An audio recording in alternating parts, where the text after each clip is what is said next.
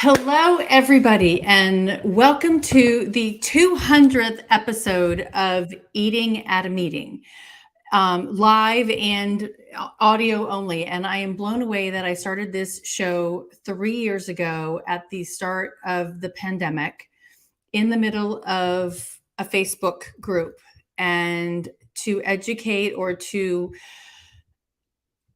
get people in my Facebook group chatting with each other, I started doing these Facebook Lives. And what it has turned out to be is now 200 episodes of conversations that I've had with amazing people from all over the world about what food and beverage means to them and how to create safe, sustainable, and inclusive food and beverage experiences. I'm excited to have my very first guest on the show join me today, Aaron Malwer, and some others. There's a total of 18 that will be joining me today, and we're going to be talking about, and setting up my screen here, talking about in different segments, safety, sustainability, and inclusion. Those are the conversations that I have around what eating at a meeting is. And so I did ask them all before we got on the show to answer a question of what the state of food and beverage is for them, and using 3 different words to describe that. And throughout the whole conversation today, and we're going to fill the whole hour up, words like over ordering, education, manageable, necessary, awareness, collaboration, frustration, and that food is relevant, protracted compliance, which creates uncertainty. So lots of different words in here that we're going to talk about, but I'm happy to bring everybody in here now. So first is my very first guest ever. I'm going to introduce her now, is Erin Malwer.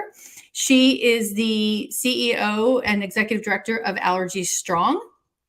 And then we've got Alan Kleinfeld, who is a safety expert from the meetings industry that I've known for quite a few years.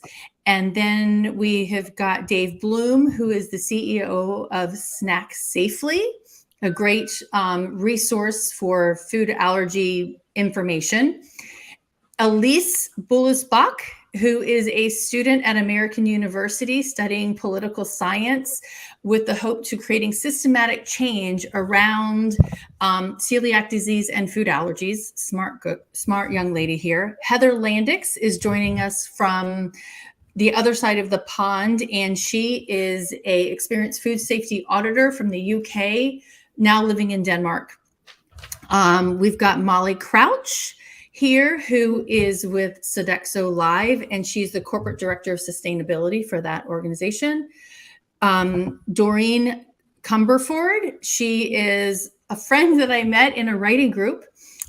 She is an author and a speaker on how to, where did I have that there? Who helps expats and global nomads grow their work-life balance. But she really talks about culture and how to incorporate culture, and that includes the food. And then also here right now is Chef Carla Ortiz. She is from Puerto Rico. She's a vegan chef and has her own restaurant in a food hall. So hello, everybody. Hello, Tracy. Congratulations. Hi. Hello. Congratulations, 200. 200, yes. Woohoo! Hello, Tracy. Hello. I'm so excited to have everybody here. And I wanted to kick off the conversation, and everybody brings a different perspective on this in a variety of different ways. And want to talk about safety and what does that mean? And safety comes in a variety of different forms. Alan's a former police officer. And so he has that perspective, but I think he brings a lot of perspective on looking at safety and a meeting planning perspective. But the rest of you, and Doreen, safety wise, you want to feel safe where you are in wherever you are, right? And that includes in the food. And you've had some experiences since you live in Mexico now and coming back to the States for visits. But otherwise, everyone is also in the food allergy realm here, and food safety. So my first question is, what does safety look like to you right now in the food allergy world, in the food world, food and beverage world? Erin, do you want to kick that off? Yeah, I mean, I've got a couple of things. One is I think it looks like transparency for those with food allergies. It looks like good labeling practices. It looks like understanding what you're putting into your body. And I think that goes as much for those with food allergies who absolutely have to monitor that for their own immediate risk, as well as for those who are just simply health conscious for other reasons. We want to know what we're putting in our bodies. And it's really important that the food labels reflect that so we can make, good choices. Yeah, and food labels on prepackaged and prepackaged food and unpackaged food across the board. Absolutely, and at a minimum access to that kind of information. So it's important that there's somebody at every either event, restaurant, any service space that is knowledgeable on that information, so that when a question is asked, that information can be pulled up quickly and readily and accurately. Yeah, exactly. Elise, coming at it from a school perspective. And what you did, I know you we'll tell everybody you worked at FAIR, which is the Food Allergy Research Education Organization, but you testified on, and Erin, you have too, you've testified on Capitol Hill as a person with celiac and food allergies. What do you think about safety right now? Yeah, absolutely. I mean, I think safety, it has so many pieces in it. And I agree with everything Erin just said about how it's about inclusivity. It's about how transparent we are. And I think transparency is important, not just as someone with food allergies, but I always think about it's actually important to everybody. Understanding what we put in our body is how we sustain ourselves. It's how we fuel ourselves. And so whether you have food allergies or celiac disease, you're vegetarian, you're vegan, you have an autoimmune disorder, like this community isn't just the 32 million Americans with food allergies. It's not just the 1% of Americans with celiac disease. It is a vast group of people who care about what they put in their body. And so to me, safety and knowledge about our food, it's so much more intrinsic than just this group with disabilities, but it's really inherent to how we eat and engage. So I think with safety, it's a bigger picture than just, am I going to, live to tell the tale of this meal, but about like, how do we consider what we put in our bodies? Very, very true. And Carlos, since you just popped in here, and you're a vegan chef, and I think what Elise just said is people wanting to know what they're putting into their bodies, and you get your food directly downstairs from some of your farmers there. How is it important as a vegan chef for that transparency and safety? Okay, sweetie, you're on mute. There we go. Okay, yeah. It's been a tedious task because some of these people are not well equipped with all the information that they need in order to have the right balance with their food sources. Now we can get into so many other things, and me as a chef over here, I try to keep it seasonal and as balanced as I can without using any of maybe some sort of product that has been modified in any way, shape, or form. So I don't use things that are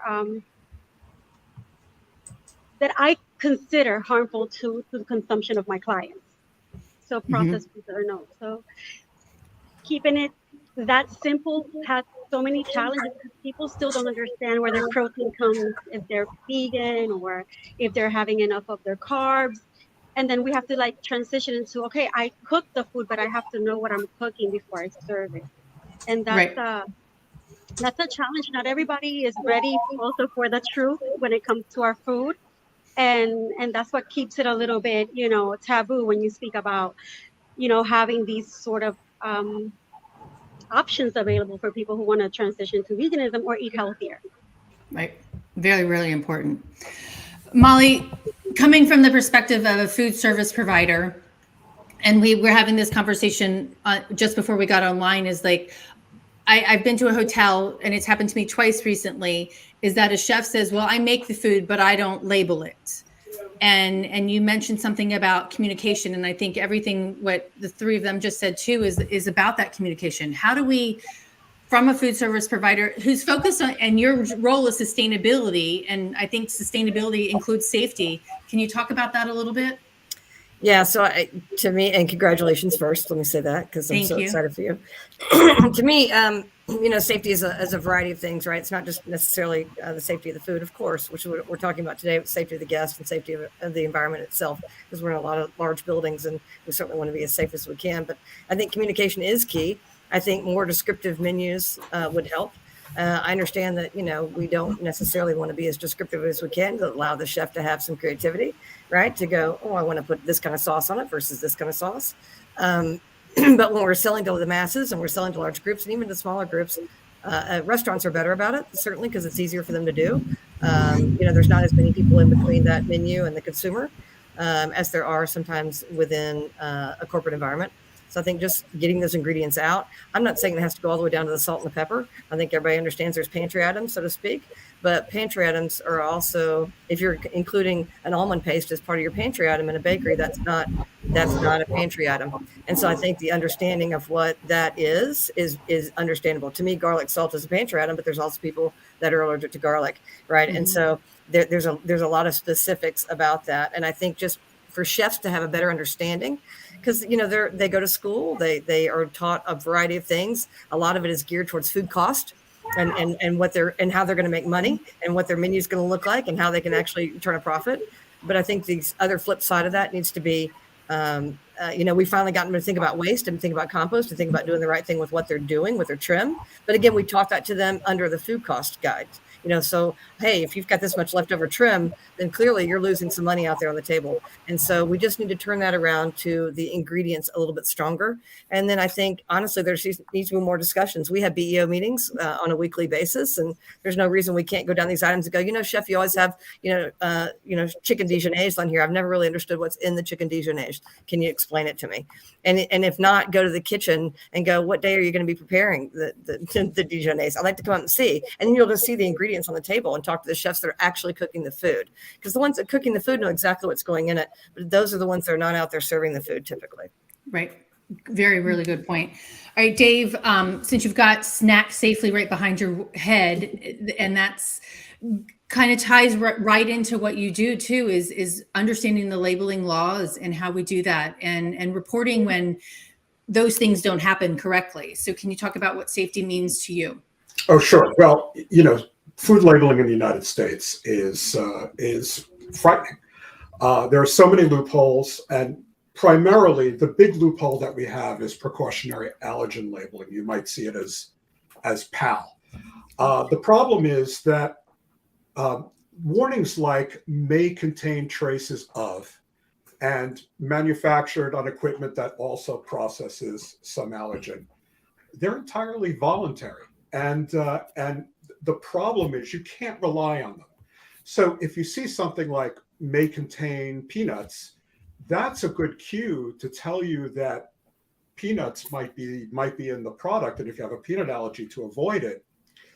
But if it doesn't have that statement, what does that mean? It doesn't mean anything, and that's unfortunate. And a perfect example is last week or a couple of weeks ago, Mondelez, who make everything, mm-hmm.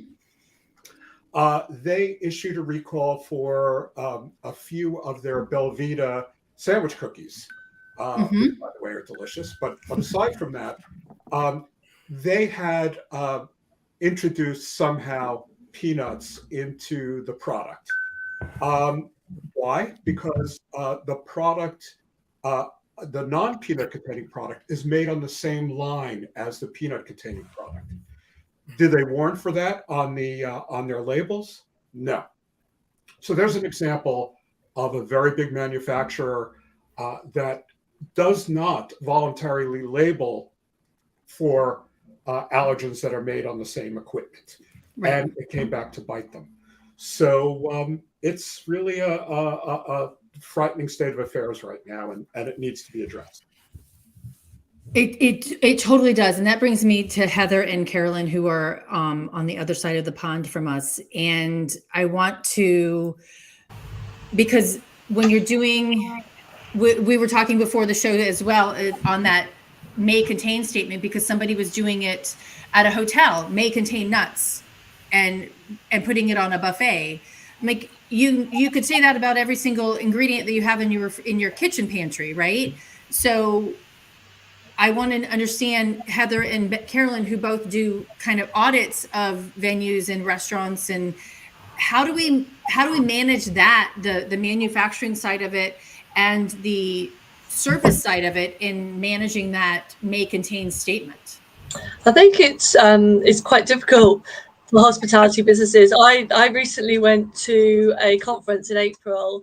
I went to have my lunch, and I'm gluten and dairy free.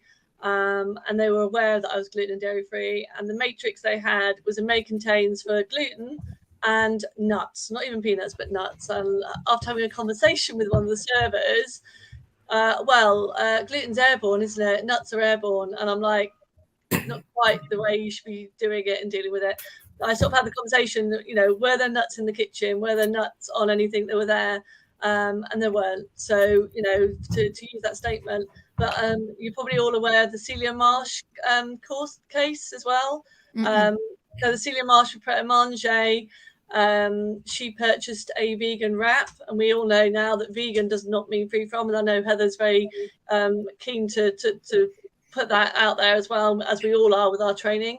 So the wrap was, or the yogurt that was provided by Koyo came via, they had a product in it called HS1, which was provided by Tate & Lyle, or produced by Tate & Lyle, an American, an Australian company. And in Australia, when they produced that company, there was no may contains. It was made on a pure line of just no dairy. Obviously, they came to the UK. They produced this HS1 product, which was a stabilizer in the UK, but the factory had it on the same line as milk powder. They actually labelled quite clearly on the product when they provided it to Koyo, but Koyo were thinking, well, I've asked for a dairy-free product, I've asked for it to be vegan, and they basically took that to ignore it. They ignored that may contains. When it was tested afterwards, Celia Marsh tragically died, and there were lessons learned afterwards. But when they tested the product that came off that line, 30% of them contained milk. So again, what you were saying, Dave, the may contains in England is voluntary still at the moment. It's, we're not moving away from that at the moment, but there is a lot of work being done by the government, the Food Standard Agency, with may contains, but we've still got a way to go where people are ignoring it. I know a hotel chain, again, that I stayed at, 3 of them, and it was only on the 3rd hotel that I stayed in that I realised on their menu disclaimer, or the form at the bit at the beginning, we do not label any of our may contains products across onto our menu. And I'm like, why aren't you doing that? You're a major chain. And I didn't know about it until the 3rd place I went to, because the first 2 were good communicators. So I thought, because they told me about what they could do, what they couldn't do, and check stuff. But by the 3rd one, it wasn't so great.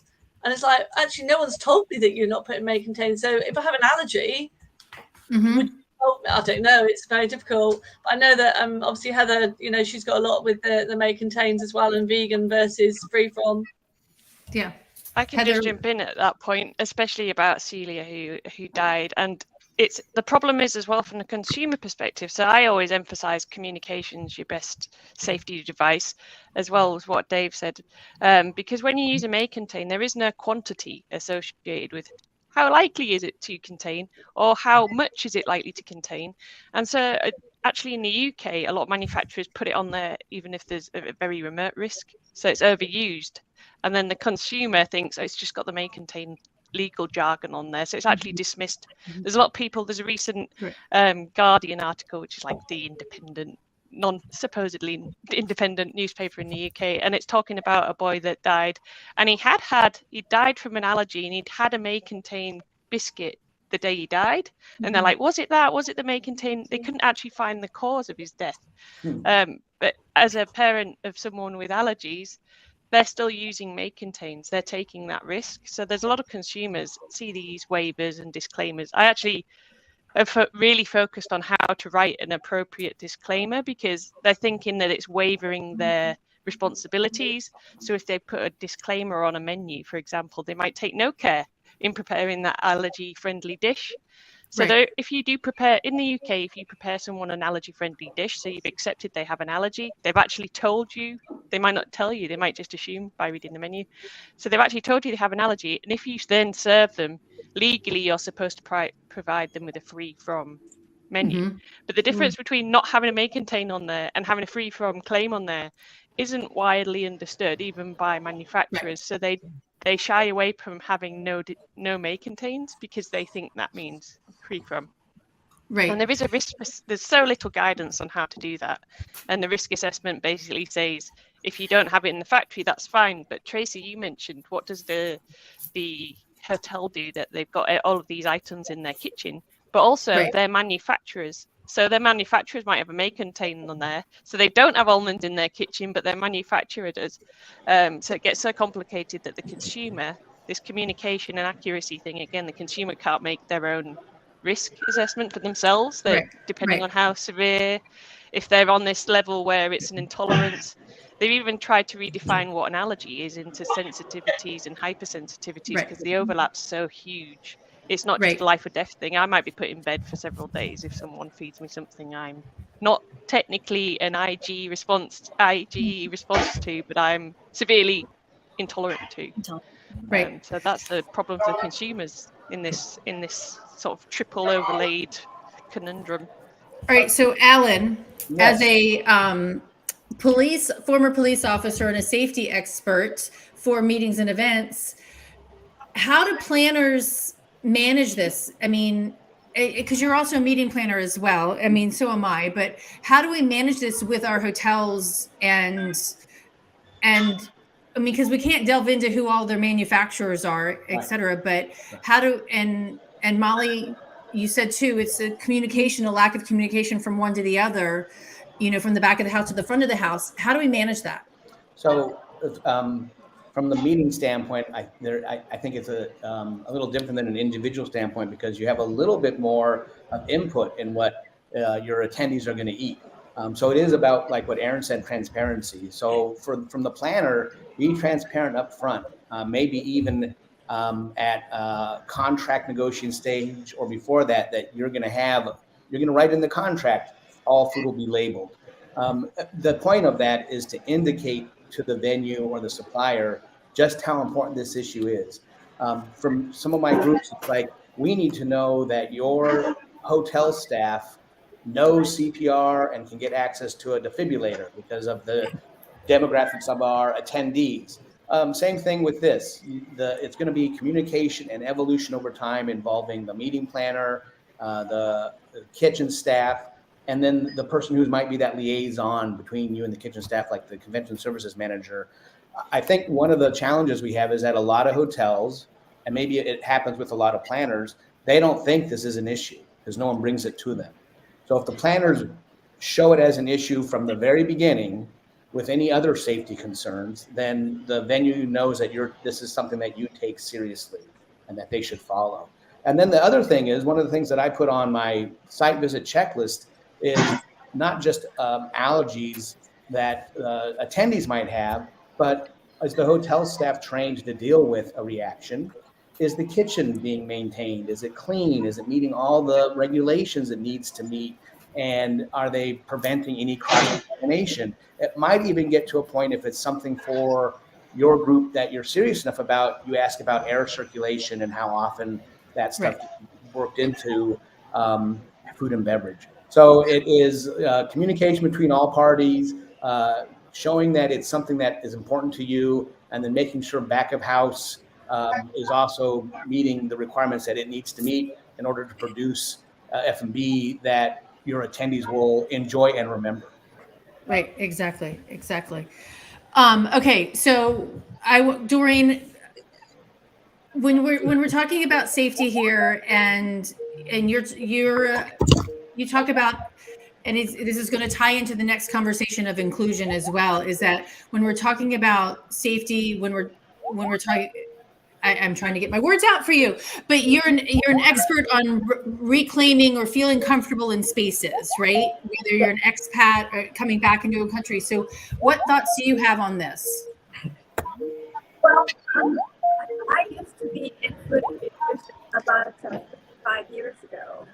And I recently decided to go move in Mexico, partly because of food security. I think that we are all, to a certain extent, a bit of victims in how big our systems have become. The international supply chain, the possibility of inclusion and travel and diversity all got a bit shaken up by good old COVID. And I answered your question, Tracy, with the word tenuous, because I've been in the States, back in the US for 3 months, and it just feels a little uncertain. When I go to a restaurant, I sense that the wait staff are a bit nervous, and that could be a generational communication piece. But I also think they're not well trained. They don't feel secure. They're not absolutely certain what is in a dish, and they are afraid to be held responsible for what they're serving. And so I think we need to revisit food, and each of us needs to be re-educated on taking responsibility and communication and building a better world, because food is one of the central concepts of intercultural behavior. Yep. And that's really important, because food really, really does connect us. And Heather, while you were chatting, made this comment. They're on food allergies and intolerances are on the increase, that 20% want information about ingredients and contamination. And I think with what we do, communication is huge, and wait staff is the biggest challenge right now, right? And getting them to be trained, like you said, and understanding that. And also honoring the wait staff, because they're not in America, different, but there's not a definite amount of money that those people are going to walk away from because of our creativity stuff. And so there starts that tenuous communication. You're not quite certain what world you're functioning in because of systems that are set. And so we also need to look at food privilege. Our use of food. So that it is very complicated. Staying there in the business. Yes.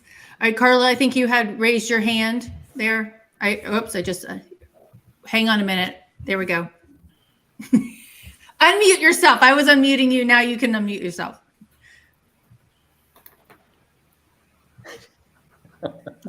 Still muted. Oh, no. Let me see now. Yeah? Yes. Finally. Yeah, I wanted to jump in because I do run a scratch kitchen, which means it's very inclusive for anybody that wants to come in. And I select my agricultures and farmers very well, try to keep it as local as I can. And I cannot tell you how many times my staff is very well trained. We ask the customers if they have any intolerances, allergies, or sensitivities to anything. And 8 out of 10 times, food will come back because the person who ordered the food didn't tell us completely what was going on. So we cannot just responsibilize the wait staff. Also, the customer that comes in does have a duty to themselves to announce that they have some sort of preference or allergies, specifically allergies, which I work with a lot, or any type of condition.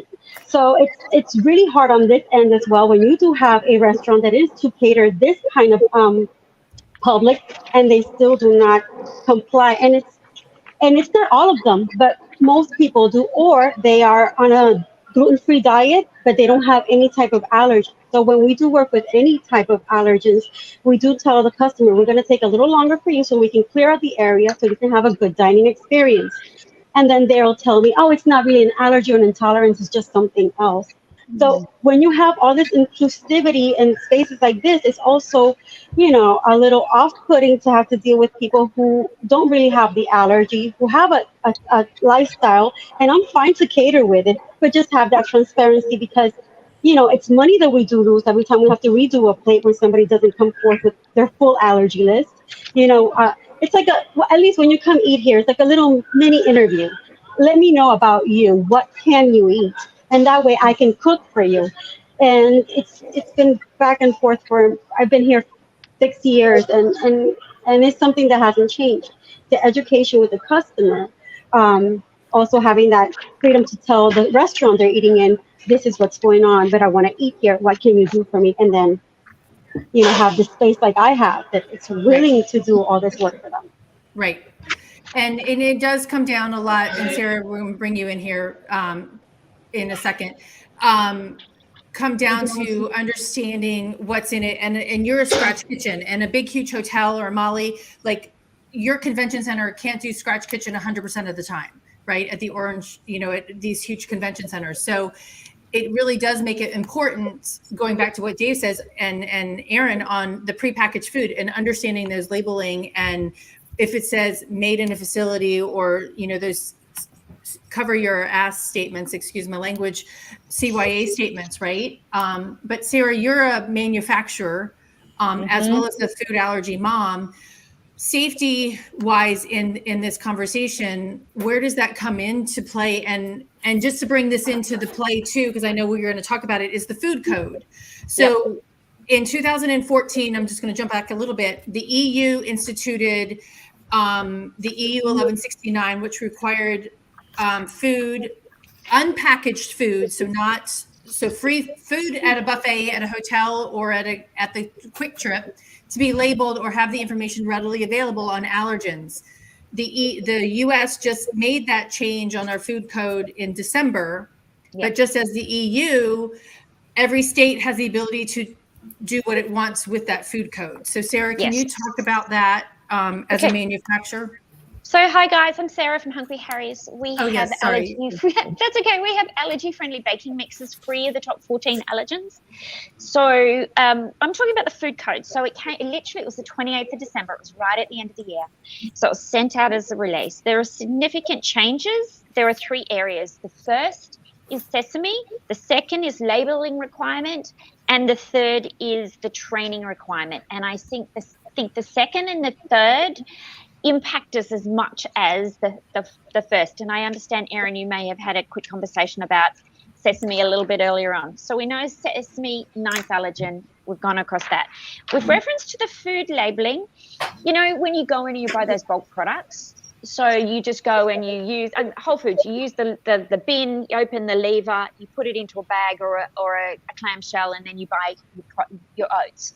Well, all of those now have to be independently labeled, whether they have any of the top 9 allergens, where they're manufactured, all of the details. No longer can you just go and buy an ingredient in a packet. Everything has to be labeled. So understand the layer of complexity that adds to a supermarket chain. I wouldn't be surprised if we found that most of those bulk buy scenarios started to phase out. But as Tracy said, it's not something that's going to happen overnight. It is very much state-based. In reference to training, and this is the bit that I love, because the more we train, the more we make sure that just in case, a piece of protocol has gone astray, but we have somebody who's aware, we kind of reduce the chance of those kind of situations. The food code literally refers to, it's section 2-103-11. How nerdy is that I know that? And I have to give a shout out to Betsy Craig from Menu Trinco. She is my guru when it comes to literally the legislation. So I will go back to my sheet. I know, so nerdy. Yeah, food allergy nerd. I love it. So employees properly train in food safety, including food allergy awareness as it relates to their assigned duties. Food allergy awareness includes describing food identified as major food allergens and the symptoms that a major food allergen could cause in a sensitive individual who has an allergic reaction. Yay! So they're basically saying they've got to know the allergens, they've got to know what an anaphylaxis looks like. And now the next step is to understand and get them trained on how you treat an anaphylaxis. And that's another project I'm working on. It's going to be a challenge in a lot of the places that we have because of the staffing or lack of staffing, and because of different timing of that. Nina, I just brought Nina Curtis in. She's an executive director and executive chef at Plantish and Company. Good morning. And being in that back of the house and that being that chef, how do we manage what Sarah just said when we're looking at catered functions, and not just in a restaurant, right? Can we do that? Well, I don't think it's any different than what we do in the kitchen. The kitchen is our standard. So whether the food is going out in the dining hall or your cafe or restaurant, or it's going out for catering, the standard should be the same. They are for me, and they have been anywhere I worked. And it really, I heard earlier, Chef Carla, was it, talking about, yes, we need to know what is coming in, because there's a lot of planning that takes place. And I'm also a plant-based chef. I also have a scratch kitchen to the degree that we can have scratch. I also have a budget.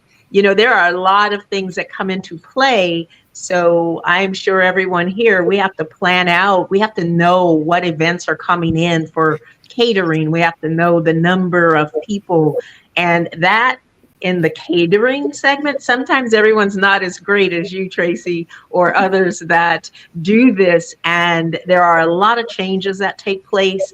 And when we have to make, more changes, that's more dollars. So first of all, I think there's a standard that has to be set in the kitchen, first off. The kitchen has to be clean. I mean, there's always that thought. You should be able to eat off the floor. That's a health department. There's probably places you can't do that. No, I'm saying that, but that should be the mentality and the baseline for everyone. I know it's not. I've walked into a lot of kitchens. Sometimes it's Russian roulette, but I'll leave that alone. But it is the health department of the county that we are in that is regulating these things. And since 2020, things have gotten, a lot tighter, rightfully so. They should have always been that way, but it's interesting to watch. So to answer your question, standards are important, and then standards set the pace and tone no matter how the food is being served out. Even if the food is going outside of your facility to be delivered to a facility for catering or on your premises, it should all be seamless across the board. So how do we get, and Erin and Sarah brought this up, and I'm gonna relate it back to chefs, but Erin brought up, the companies that are purposely adding sesame to their mixes, right? So they can get away with not having to clean their equipment to avoid the sesame allergy, but also the chefs that say, hey, I make the food, I don't have to label it, and have that disconnect from their responsibility of doing that. Yeah, I don't have answers for the kitchen, but I can talk about the Fast Track, at least on the manufacturing side, and where the responsibility is turning. And unfortunately, it's turning back to the individual patient, and it's become incredibly, incredibly difficult. And so I know it complicates things down the line for all the service industry suppliers that are out there and everyone in that industry serving patients, clients to you and food allergy patients to us. The FAST Act is the Food Allergy Safety, Treatment, Education, and Research Act that was passed in 2021. It was enacted in January 1st of this year. And what it says is that sesame was designated as a major allergen to be labeled by its common name. Prior to this, sesame was often hidden in products under uncommon names, things like tahini, which, to everyone in the food industry, you guys know that sesame paste, but to a lot of people, they don't know that, or under general terms like spices or flavoring. So if you had a sesame allergy, it was very, very difficult to determine based on an ingredient label whether a food was safe for you or not.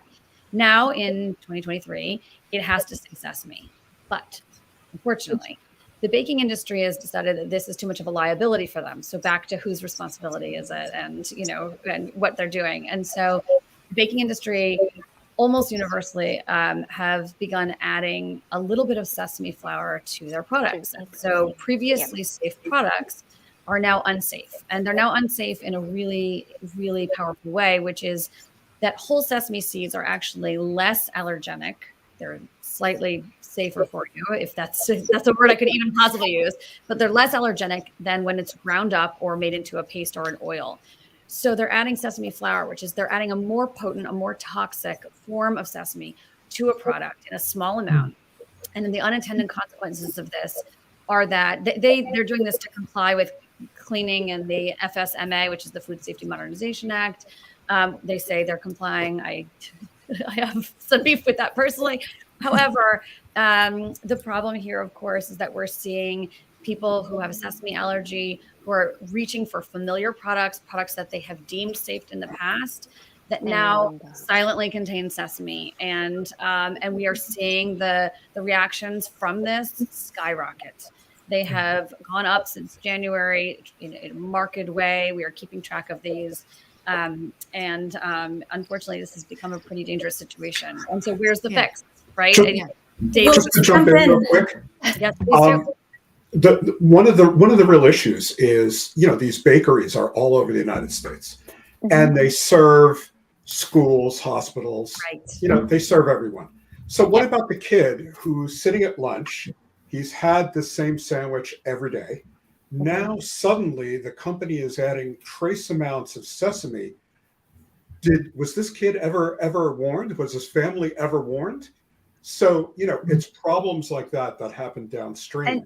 And just as importantly, we're back to sort of the conversation we just had, which is, were the cafeteria workers warned? Were the food service workers warned at the restaurants that are now serving bread that contains sesame that didn't previously contain sesame? Where the buns were safe and now the buns are not safe? And so we as customers may be asking the right questions. They as servers may be answering to the best of their knowledge, but they may not be updated based on a supplier. This is happening at the supplier level. So it's affecting whole systems. It's not just affecting the 1.5 million people with sesame allergy. It's not just affecting their family. So times 4, the 6 million people that are directly affected by sesame allergy. It's affecting whole communities of people, like whole school systems. And I would be remiss if I didn't say this worries me on a level of great concern. Like, I lose sleep over the fact that we have very vulnerable populations that rely on free lunches, weekend backpack programs. Look at the summer lunch program that happens and breakfast programs that rely on these things that are having their intake cut in half or less based on these things. So it becomes a real problem. And to jump in, Erin, because you asked what's the solution, and I think coming from the legislative side, that's a really interesting question, because working with Representative Matsui and Mick Henry on the House side, who are the lead sponsors on the FASTER Act, they're really struggling. How do you enforce the FASTER Act and create this safe environment? Because obviously the law has this intent, and while manufacturers are not following the spirit of the law, the intent of the law, they are following the letter. And so it creates an interesting dilemma where, as you start to go through these enforcement methods, where are you supported by the law and where can you adapt it and change it? And so it creates a really interesting dilemma on the legislative side. And the other thing I would throw out there is that you mentioned these vulnerable communities and the training for staffers. And that's another interesting piece with food allergy training. And there's a bill in the Senate right now, the Protecting Children with Food Allergies Act, introduced by Senators Durbin and Duckworth of Illinois. And essentially it proposes increasing training requirements for WIC workers and frontline cafeteria workers who are working with these vulnerable populations with food allergies, so that they have access to information about allergens, access to training information on how to respond to allergies, and to create a safer place. Because as you said, Erin, it's so important that the staff is trained. It's so important that people with food allergies, especially low income and communities of color with food allergies, which we see are disproportionately impacted. So it really is such a connecting ecosystem, but there are some cool pieces of legislation that are trying to attack these problems almost one at a time. Yeah, you're so right. I am so excited for the future of this because of this young lady. Yeah, exactly. We need to, unfortunately, I've got a couple more people that are in the screen here that I want to pull in here because I do want to talk about safety as it relates to alcohol and inclusion, and then also with sustainability. So thank you all so much. A few of you are going to drop off the screen here in a second, and I want to pull in Kate Faulkner and Kayla King. Kayla's actually in that allergy celiac world as well, but with My Meal, and Kate is with Zero Proof Collective. And is Jen still here, Kate? Do you know? Yes. Where's Jen? I don't see Jen in my list. Okay. And we also have Rachel Riggs here, because there's Jen adding. And then Rachel, we're going to talk about sustainability. So I just want to talk the safety aspect. Kayla, because you're in the celiac food allergy world, and I know you just went to Italy, so just bring that in really quickly, if you can, succinctly, of where you, as an owner here in the States of a labeling company, comparing it, Europe to the States, what you found. Oh, and Jen's here too. Okay. Yes. Oh, you're on mute, sweetie. Thank you. I think generalizing Europe is a little hard because like each country is very different, but Italy in particular, when it comes to celiac disease, the Italian Celiac Association has a really, really great program that works with restaurants to help the community find safe places. And in regards to other food allergies, a lot of these celiac safe restaurants have an increased level of awareness of how cross contact works. And therefore, they do have labeling on their menus and they are informed about proper training and procedures around that. So going to Italy was definitely really interesting. That was my third time there. And so because the Italian Celiac Association has an app similar to what I'm trying to build in the States with my meal, where you can, see what restaurants are safe for you, see how they're trained. And when you go to them, a lot of them, do have separate kitchens. They have to go through a training program. So they just do have that increased level of awareness. Now in the States, it's an interesting dynamic because it's super hit or miss. So with a lot of scratch kitchens or higher end restaurants, there definitely is an increased level of awareness, but that is because the chef or the staff there has really, really made a commitment to train their staff, make sure their staff knows the ingredients and provide that higher level of service to people. But it's a mixed bag because it's basically dependent on what the restaurant wants to do. And I talked to a restaurant owner in Italy and I was like, hey, why are so many people here interested in participating in this program? And he had mentioned that because there's just such a high rate of celiacs in Italy, that a lot of like restaurant owners that are doing this have celiac themselves.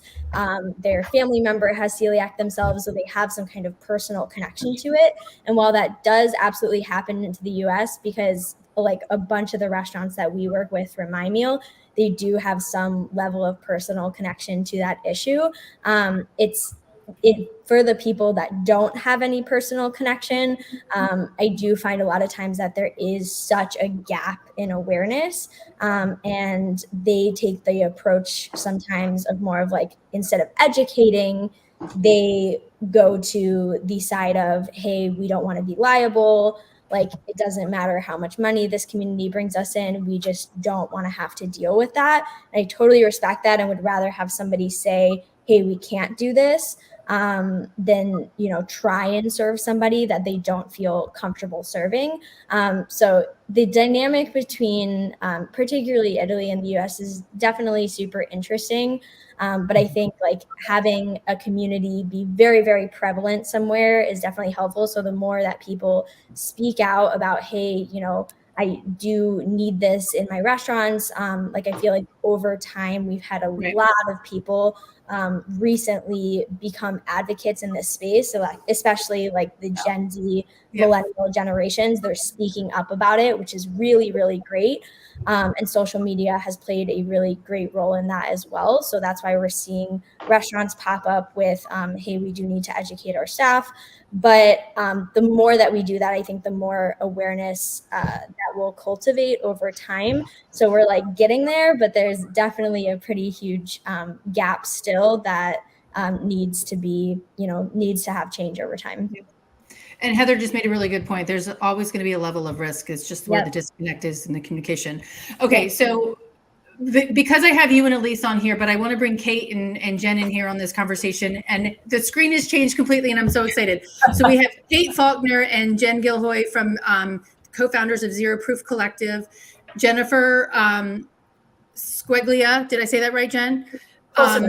Okay, from RLC Events, Rachel Riggs, who's the general manager of environmental sustainability for Merits, and Courtney Lohman, founder of Coretta Impact. And I think we lost Moly, but Nina's here as a chef as well. But Kate and Jen and Rachel, I want to get your take on this too, thinking through the UN Sustainable Development Goals.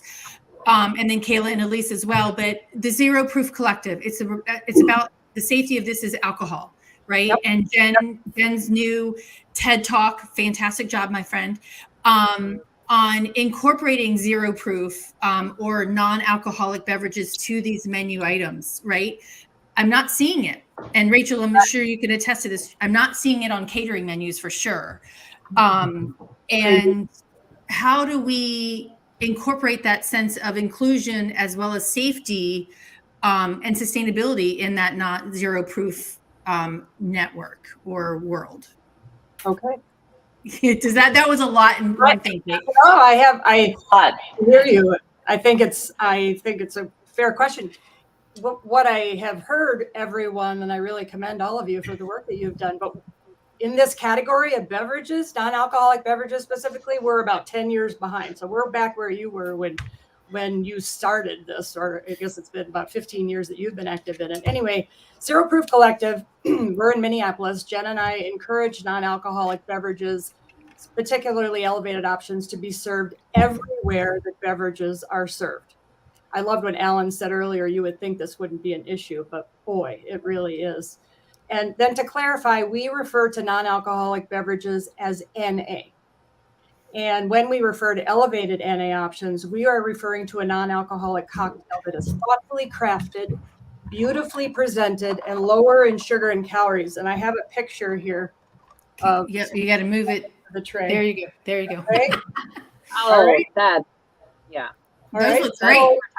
Something that it's worthy of paying. I don't want a soda water with a wet citrus. I'll pay $10. I want to be part of the party, but something very elevated.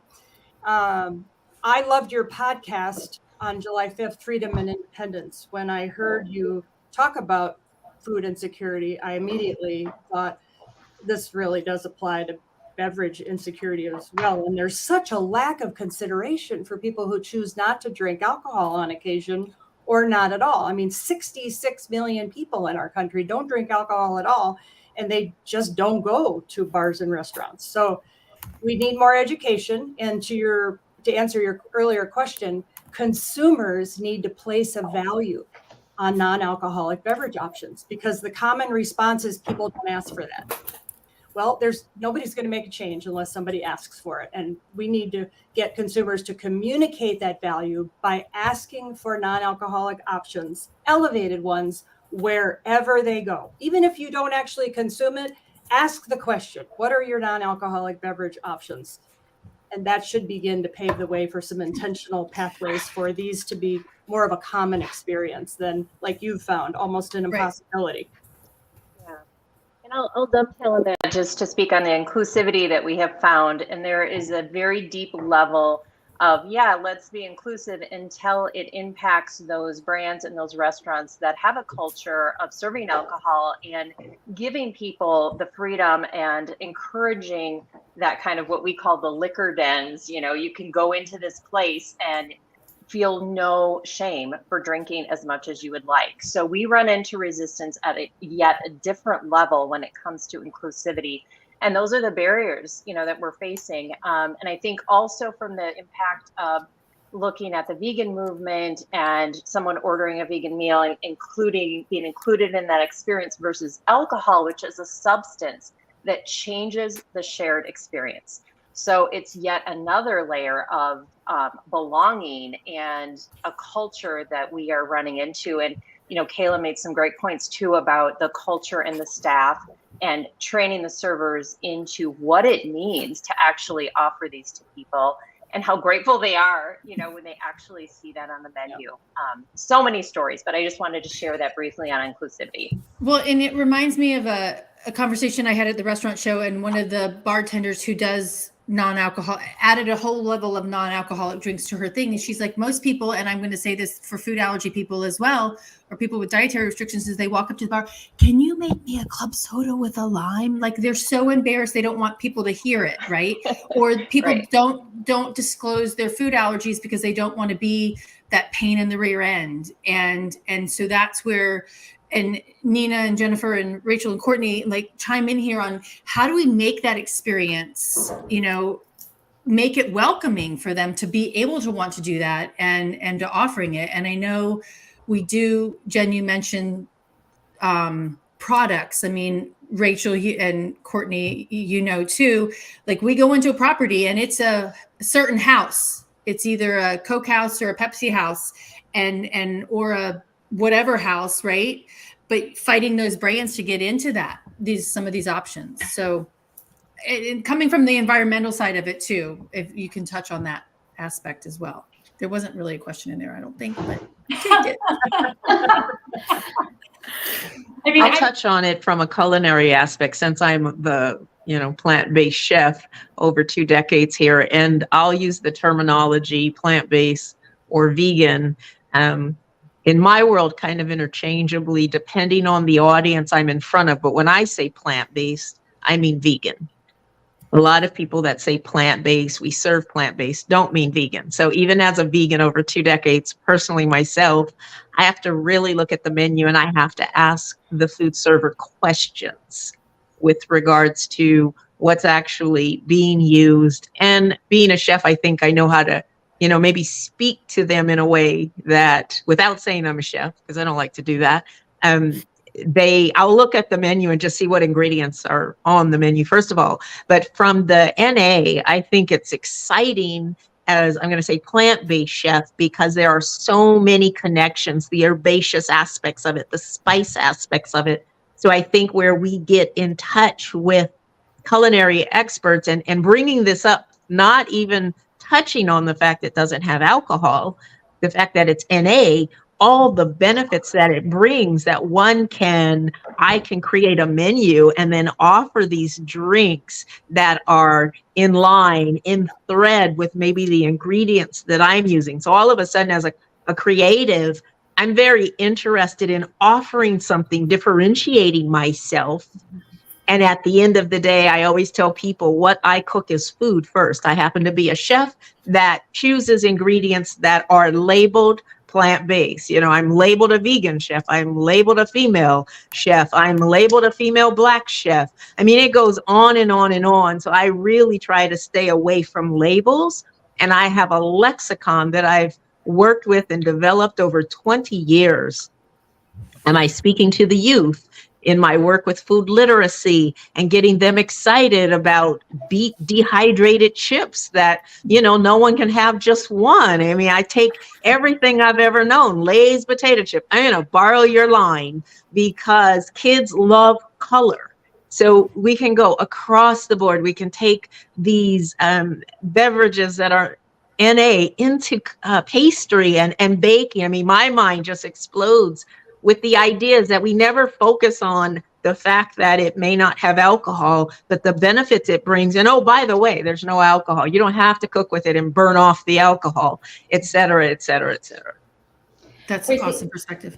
Tracy, I'd love to share an experience that I experienced. We took several of our clients out to Canyon Ranch in Tucson. And we had this most amazing experience because the chef started with our cocktail every day. And the one that I was so impressed with is she juiced corn and made a margarita out of it. Yes, it was fabulous. It was so good, but it takes that creativity from the chef. I didn't care if it was non-alcoholic or not. It was just such a great experience. And it was taking every part of the corn and using that so it's environmentally sustainable, and just using natural herbs to decorate the glass. I mean, it was just an experience like Kate, you were talking about, and it was amazing. And I think after, we had clients there, and some of them were like, oh, I could use a glass of wine. But day 2, everybody's like, what fancy drink are we going to get now? And it was awesome. So nobody really cared at that point. It was just really an experience. And I think that that's where we need to take this and run with it, because, just because you don't want to drink alcohol, I look at it and I do drink alcohol, but I look at it from a well-being perspective. I don't want much more sugar. As I get older, I have to cut down on certain calories like we all do, and you're just kind of very conscious of that. So I think it's really important to take that experience into play. Right. And to jump in terms of inclusivity too, non-alcoholic beverages provide so many options for the food allergy community, because obviously labeling laws are different for alcohol, because the food and the FDA, which regulates all of packaged food, doesn't regulate alcohol, and so it creates a whole new set of hurdles for people with food allergies to drink, because what's in that drink, I don't know. And a lot of the top 9 major allergens are found in common alcohol. And so Kayla, it looked like you were going to jump in too, but I know that as someone with food allergies, this movement is something that's really fascinating and presents a lot of opportunities for me to still be included, and for the food allergy world to be included, while reserving a level of safety. Yeah. And I was just going to jump in because I love what Kate was saying about consumers really do need to ask for it, because I have talked to restaurants that have tried to offer non-alcoholic beverages, and they end up taking it off their menu because not enough people are ordering it and it's not economically good for them. So I think, and this pairs with food allergies as well when it comes to offering dishes. If you're going to implement an allergy menu, if you're going to train your staff, if you're going to offer non-alcoholic beverages, it's not just enough to put it on there and then make a consumer search for it. And I feel like that is what a lot of people are doing right now. And so if you're going to put in the effort to create these resources, make it available, be transparent about what you do. And so that's what I do a lot with my company, is hey, you're already doing these really, really great things, but nobody knows about it because it's not on your website. Your servers aren't talking about it. Nobody's pointing it out on the menu. It's hidden at the bottom. And because when you have food allergies, or if you're somebody who doesn't drink alcohol, you're used to the latter, you aren't going to look for those things because you don't know that they're accessible, because they're not accessible in most places. And so I think that's really the key here, is a lot of people are trying to offer these things, and the industry is really trying to do right by these communities and be more accessible. But if it's not done in a way that shows people that it's available to them, then nobody's going to ask for it, and they're going to be forced to have to take it off because it's not good for business. We discovered that very early on in this process, that it's up to the front line to be connected. They have got to be the ones who understand it, and they connect. If they've been there a while, they know because their customers have asked them and they've done some special things. But this is the economic sustainability of this. You're absolutely right. People are taking it off the menu because they're not promoting it and talking about it, and people don't know it's available, the education piece. And once they do consume it. We are some of the restaurants we work with are selling hundreds of these a week at $11 or $12 a pop, and they're beautiful. Yeah. So there is a place for it, but it's just not going to continue. The other factor is de-alcoholized beautiful wine and de-alcoholized beer. Let's liken that process to decaffeinated coffee. It's an extra step. It's actually beer and wine when it starts. So it's going to be a couple dollars more expensive. So assigning a value to it, to say, thank you. I can drink a beautiful glass of wine, but I also remove more than half of the calories and the sugar at the same time, but I can stay in the game and enjoy the party. All right. So I want to tie something that all of you just kind of said into Molly, Courtney, and Rachel's expertise in sustainability here. Is a lot of it's hidden, right? We don't, hotels are not promoting what they're doing. It's behind the scenes. So planners don't know that about that accessibility of that. But I think all of the food allergy, the alcohol, but even the messaging and how we do this is hidden, and we're at 1:03. So if anybody's got to jump off, but I love the conversation continuing to go if you can. But Courtney, Rachel, and Molly, how do we bring all of this together in that sustainability realm? I'll jump in really quick. I think one of the biggest problems we see in the event space is we've all gotten comfortable in the norm, and that's been the norm of. Uh-oh. She froze. All right, Molly or Rachel, you want to take that while Courtney? We wait for Courtney.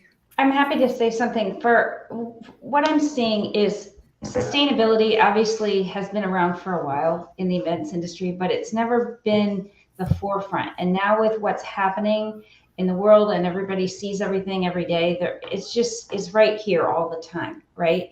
And I think there's a lot that's catching up, but there's more to be caught up, right? So I think that when we're talking to various customers and various properties, we see that momentum is building, and that's exciting, but it needs to go at a faster pace, in my opinion.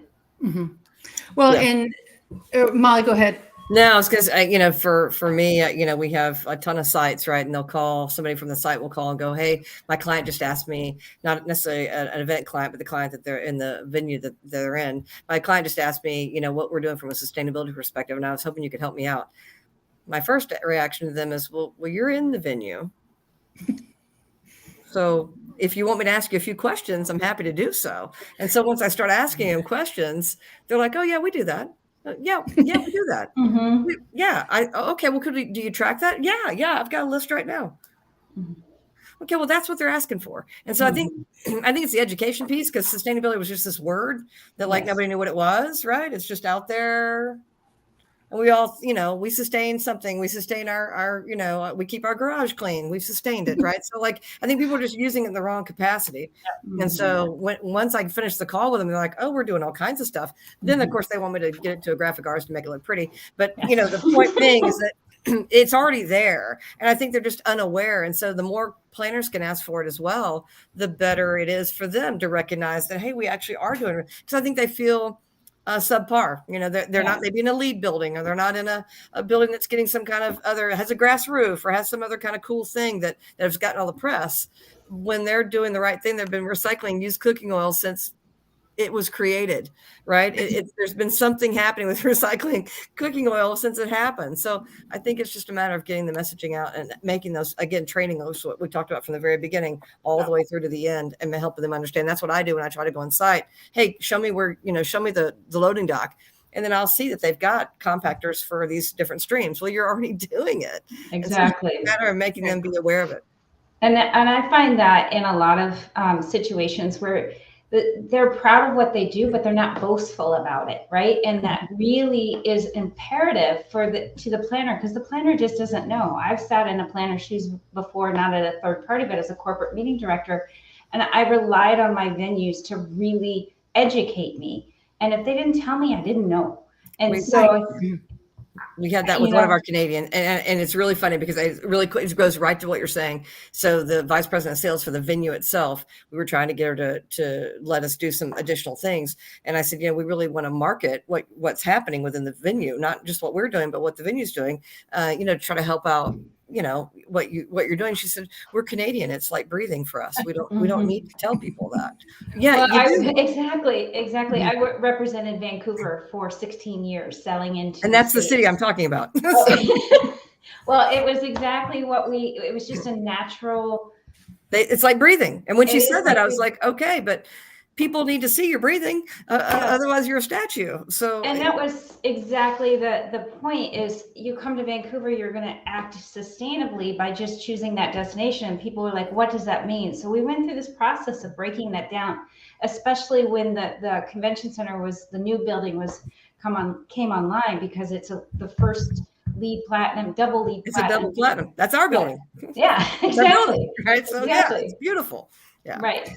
And so I think that's part of the challenge. And another example of this, Molly and Tracy, is that I have been going out in my role of merits and talking to conferences. And I went to a couple of different conferences and I asked them the basics on sustainability.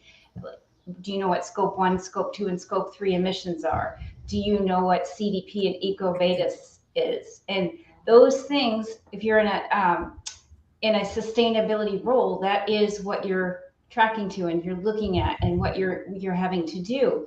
But that's not mainstream language. So I think we need to take the language 101 class. It's not a foreign language. It's going to be new language that we're seeing in the event world, and we need to educate on that and the practices. We just worked on there's a group out of the UK called ICE Hub, and it's all worldwide corporate meeting professionals at the VP and above level. And we work with them and the EIC to create an Action 10 list. And that Action 10 list is looking at 10 various areas within an event process or an event area of, or 8 phases or 10 phases of an event, long story. And we give good, better, or best, good, better, and best tips on how to activate that in a meeting. And I can drop that into the chat for you, but it's just how to do it. We've talked about it.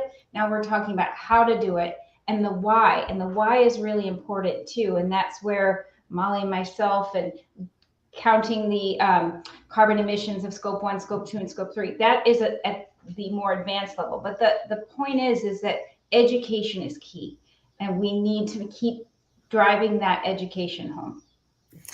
I think if I can jump in, education is key and communication is key. Buy-in is really key. And buy-in by those that have the power to make all this happen. And then, you take the scale of all the people that have to have buy-in. And then when you talk about communication and education, where are these materials accessible for the people we need to communicate and educate? Because the younger youth, or those that, I don't like to call names of generations even, because that's another label I try to stay away from, but are they on their phone? Is this material on the phone? Where are they able to access this? And then what is the accountability and the time frame of which everyone needs to know about this? In the cafe, we have meetings every day, just powwows. So we know how everybody's checking in. How are you feeling today? What's your mental health, first of all, so that you can come to work and do your job. And those are the things that I think when I hear communication and education, buy-in is so key. Who needs to be bought in on this, and who needs to be kept aware of what we're doing, maybe the changes we have to make, and creating, like you said, lexicons and the language that's easy for me to share with my team and for my team to share with whoever the event planner is or the guest that's coming in. It's can be seamlessly done, but everybody has to be, I'm going to say, on the same plate, not page. Yeah. Oh, I love that. Yeah. I love that too. One of the things I want to say, Trace, is the EIC is doing a lot of work on education. And that's the Events Industry Council for people who don't know. Yeah. The Events Industry Council is doing a lot around education and certification. They have certification of events and the sustainability practices of an event. You can get a badge if you're gold, silver, bronze, whatever. And they have a foundations, but it's a beautiful certification program, and it's a way to start your journey. The other group that's out there is the Net Zero Carbon Events Pledge, and a lot of people are making commitments to that pledge. But that is our advocacy armed in the events industry, going to the COP28 of the UN Sustainable Conference, Climate Change Conference, and they're out there advocating for our industry, because if we don't step up and say all the great things we are doing, like around sustainability, environmental sustainability, social sustainability, and governance, the ESGs of the world, we don't stand up for our industry and share those stories, we could get regulated, we could get taxed, we could, because they see what's happening with the event industry and the impact it makes on air travel, food waste, things like that. And so I think it's really important for your listeners to understand there are groups out there that they can get involved in and that they can be a part of to help advance the industry in this nature. There's so much to wrap around all of this stuff. And I think, you've got Kate on here with Zero Proof, and you've got Carolyn and Aaron on here who are fighting for food allergy awareness, and Nina, who is James Beard, White House chef, whatever that, we'll talk about that on your episode in August. But, and Molly fighting sustainability wise, it's all tied, and it's all, the theme for next month is civility, right? And I think it's all tied to civility as well. And civility for the earth, civility for humans are, and for businesses. But I think you know, Aaron and Carolyn, we can learn from what Rachel just said is like, let's go fight the UN for these things, right? And because this is part of the UN Sustainable Development Goals, it's the health and safety of humans is part of that. So we need to be taking it to that net level. And I know the WHO is involved in some of this, but, you know, Kate as well is like, let's look at what are options at the COP, whatever number we're on, 28. Right? 28. And well, who's I just want to jump, Tracy, I want to jump in there when you say that, because the World Health Organization has an actual plan to reduce alcohol consumption in our world by 2030. Oh, wow. Okay.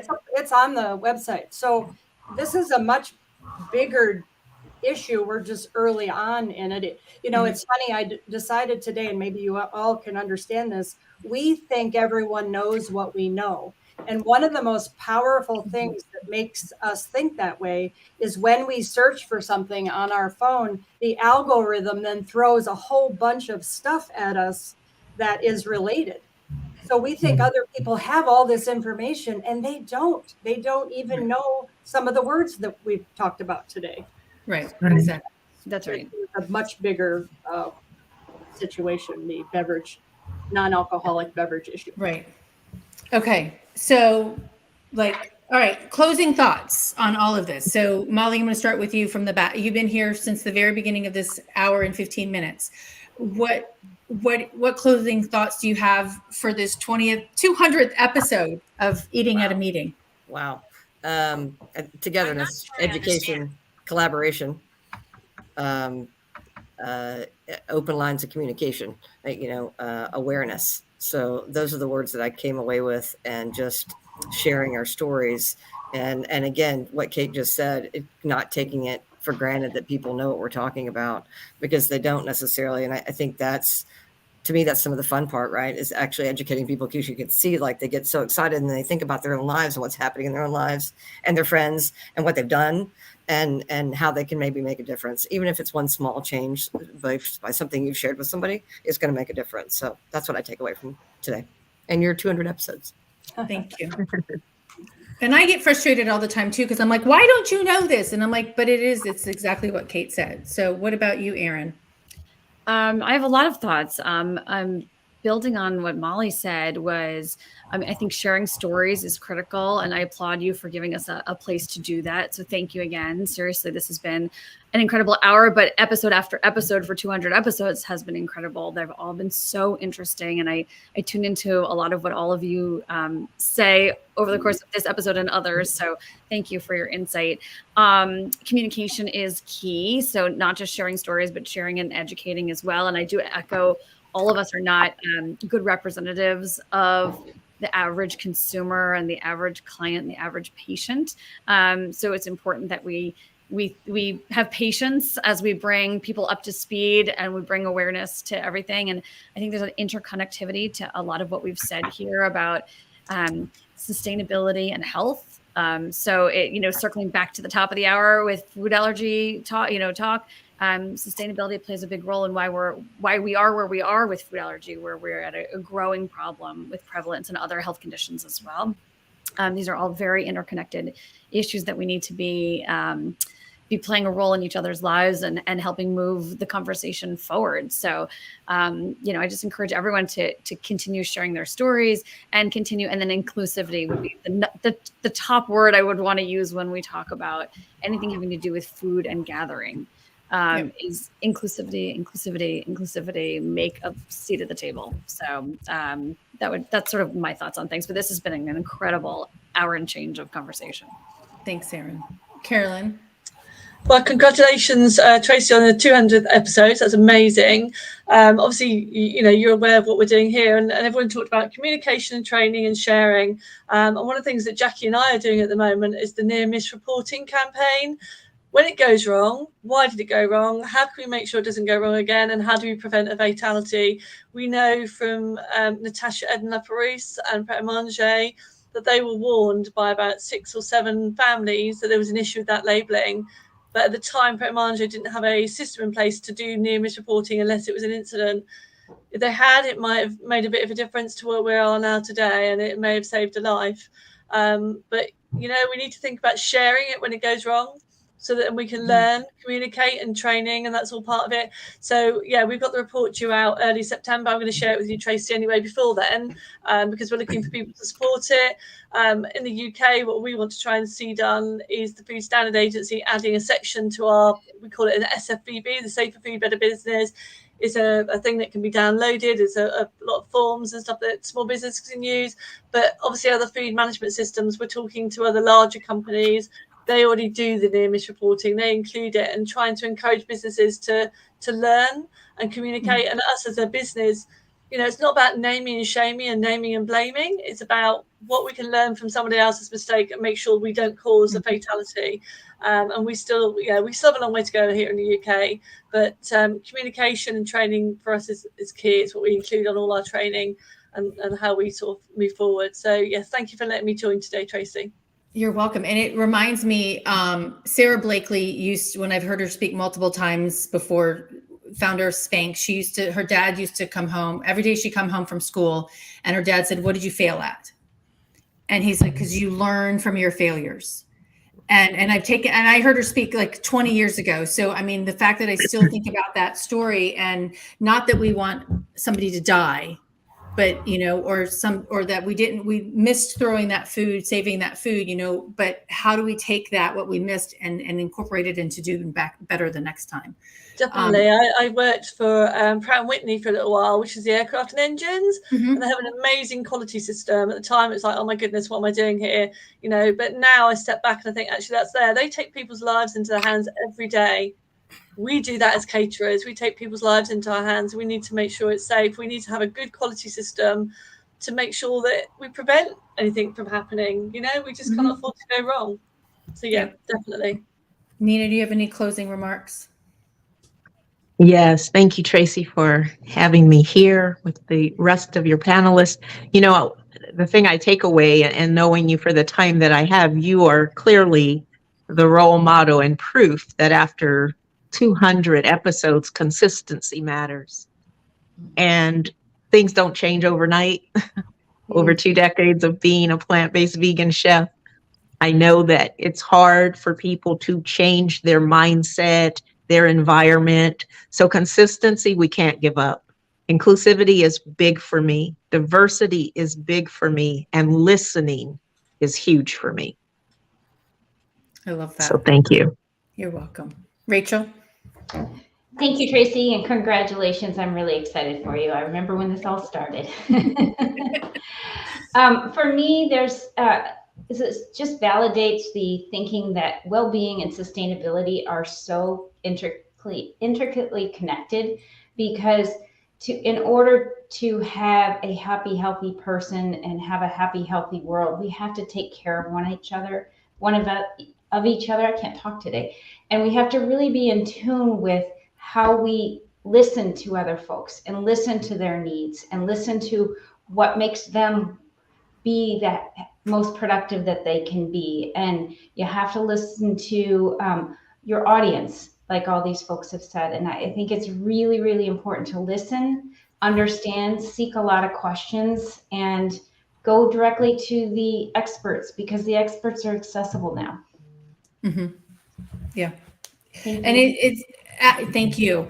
The asking a question is nothing to be ashamed about. You know, I mean, it's no question is stupid, and somebody's going to learn something from something. So, all right, Kate.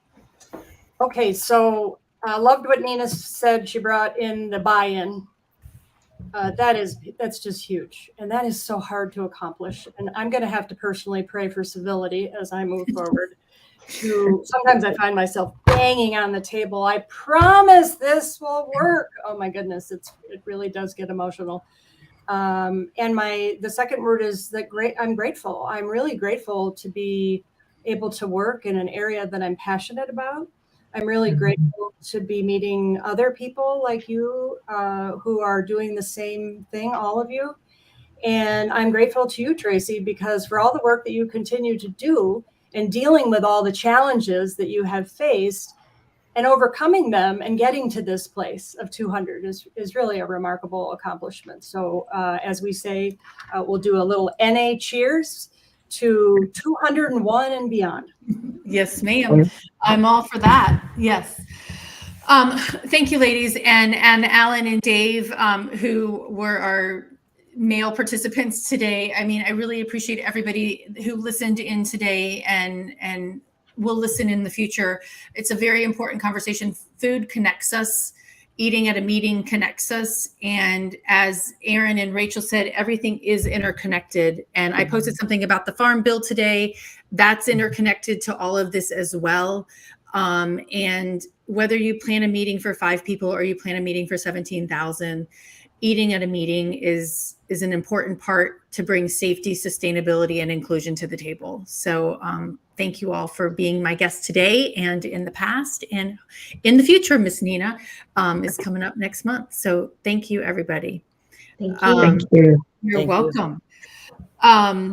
Okay, so next week is the last Wednesday of July. It is also, ironically, on Wednesday, the anniversary of the Americans with Disabilities Act.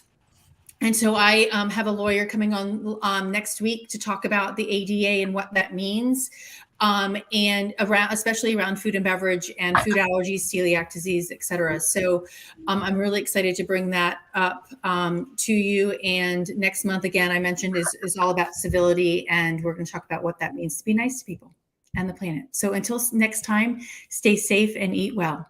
Thanks, everybody.